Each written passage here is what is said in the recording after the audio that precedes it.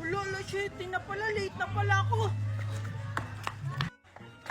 Kuya Guard, sorry po na late po ako. Pwede pa po ba akong pumasok? Late ka namang bata ka. Bawal ka nang pumasok. Sige na, Kuya Guard. Kuya Guard, gusto mo, bigyan kita ng pangmeryenda mo. Ito, oh. Ay, joke lang yan, John.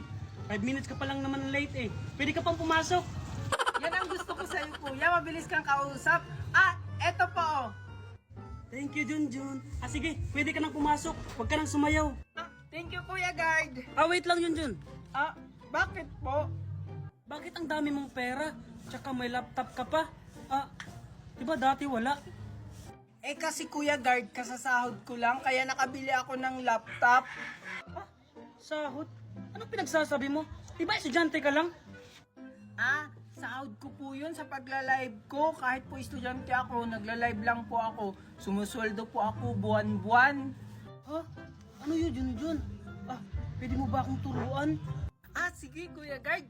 Kasi mabait ka naman sa akin. Ganito lang yan.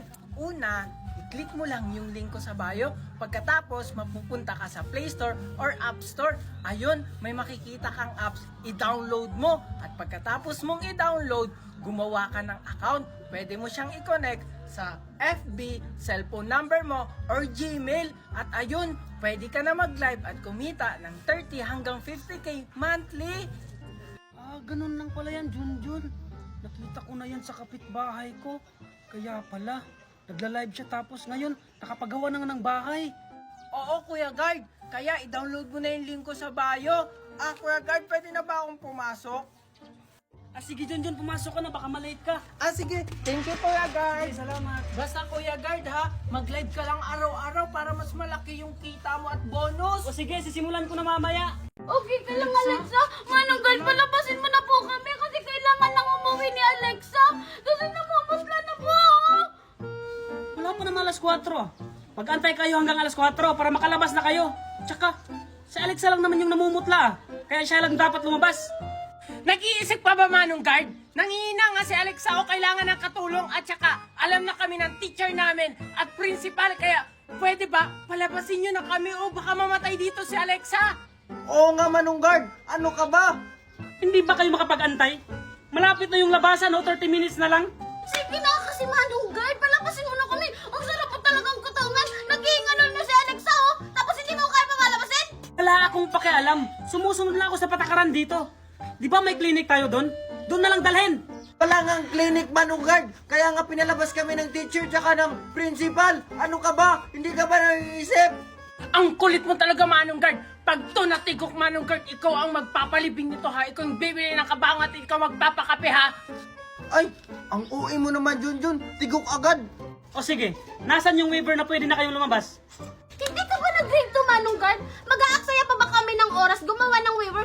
Tingnan mo, oh. Naghihingalo na nga yung classmate namin. Hindi mo ba alam kung ano yung emergency? Emergency nga, emergency! Kayo yung hindi nag-grade to. Hindi nyo ba alam yung patakaran dito sa school? Ha? O sige, si Alexa lang yung pwedeng lumabas. Ganon? Oh! Ikaw na lang maghatid kay Alexa! Oh, Manong Guard, ikaw na maghatid kay Alexa. Total, ayaw mo naman kaming palabasin.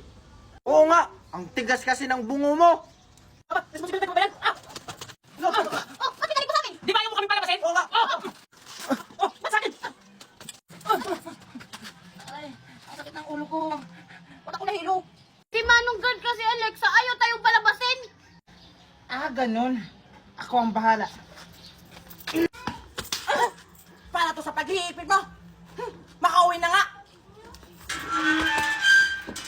Besh, puro ka Netflix. Mag-Disney Plus naman tayo. Wala nga ako niyan. O kaya, Viva Max, Prime Video, Max, Hulu. Wala nga ako niyan. Huwag na kayo mag-away. Gusto niyo na marami mapapanooran? Mag-screenify na lang kayo. Open your Google Chrome, type panood.live. Lahat ng streaming apps andito na sa isang website. Any gadget pwede. Kaya lahat ng movie mapapanood mo. With subtitle na yan, kaya ikaw na lang ang mamimiling language na gusto mo. Oh wait, update your Chrome for better experience. Wow! Galing naman yun, Junjun! Thank you, Junjun! Bes, tara mag-Disney Plus tayo! Mamaya na yan. Di ba box muna? Oh, relo kayo dyan! Hello po! O ano iyo? Ipapaayos mo ba yung rilong mong yan? Opo, ipapaayos ko po sana to. Kasi lagi po akong nalilate. Eto po, oh. Ay naku, iho! Hindi na to maaayos. Kailangan mo nang bumili ng bago. Ah, ganun po ba? Sige po. Pero kung bibili po ako, sana yung kayang pigilan yung oras kasi lagi na lang po akong nalilate. Ah, yun lang pala yung gusto mo. Sige. Ito. Wow! Ang ganda naman po nito. Pag po ba ginamit ko to, hindi na po ba ako malilate? Bakit hindi mo itry? Ah, sige po. Wait lang po. Hindi po ba ito mahal? Kasi ang ganda-ganda eh. Ah, huwag kang mag-alala, iho. Sa'yo na yan. Huwag mo na yung bayaran. Ha? Talaga po? Libre na po to? Ah, maraming salamat po. Sigurado akong hindi na po ako malilate nito. Bye-bye po! Sige, sa susunod. Paalam! Marco! Marco! Marco!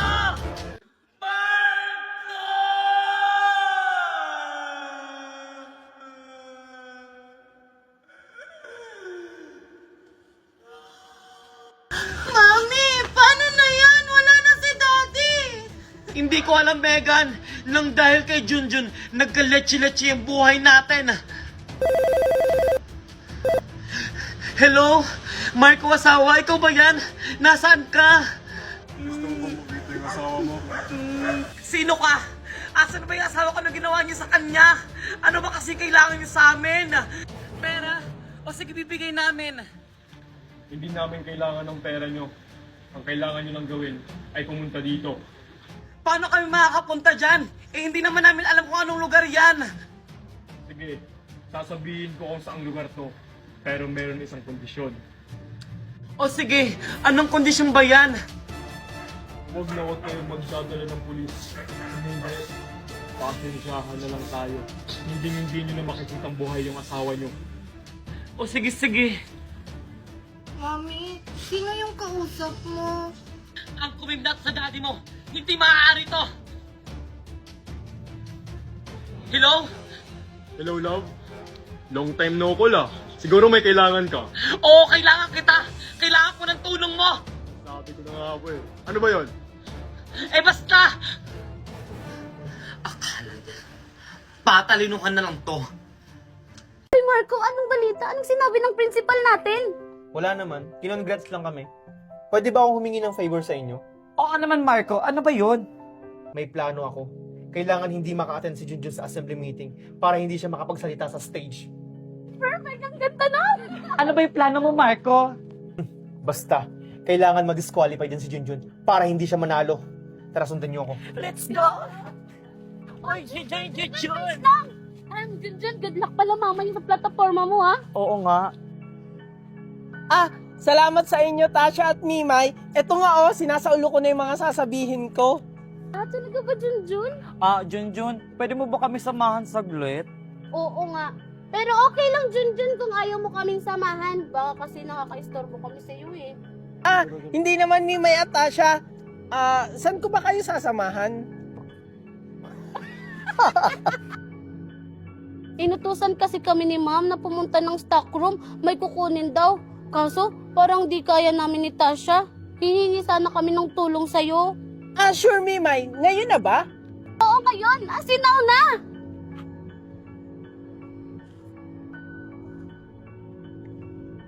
O sige, tara na. Ayaw nyo kasabay si Junjun, ako na lang maghahanap sa kanya. Sige Junjun, magbihis ka na. Sige po.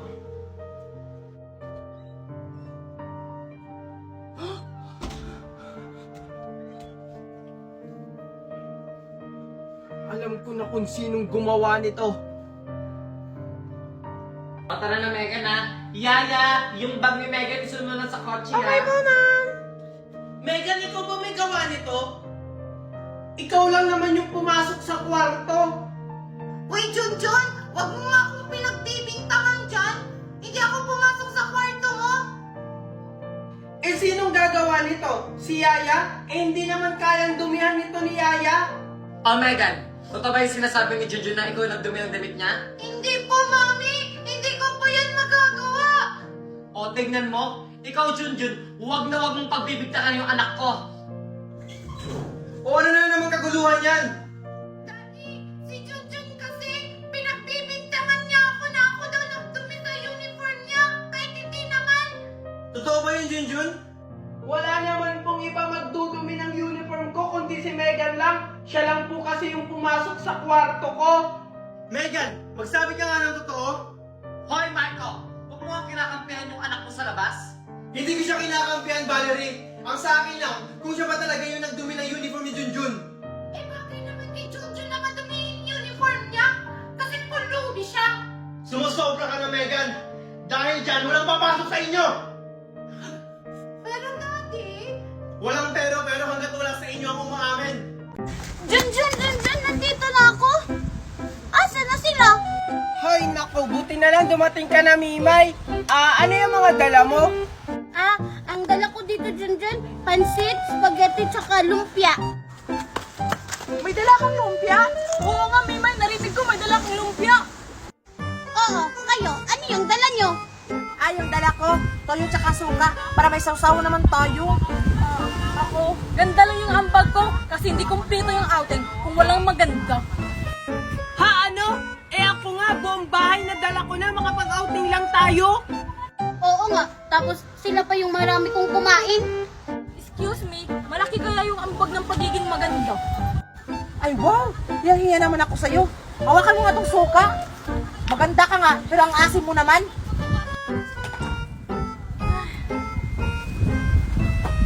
Pwede patikim? Pwede patikim? Kami din, pwede patikim? Oo nga, pwede patikim.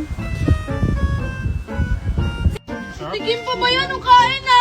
Ano pa kakainin natin mamaya? Ay, sorry. Marami namang dala si Maymay. Oo nga, tsaka may ambag naman kami dito. Tara na nga. Babe, gusto mo? Sarap to. Ano? Babe, may dumi. Oo, ma'am. Ano ba? Ay, sorry babe. Okay lang. Basta ikaw.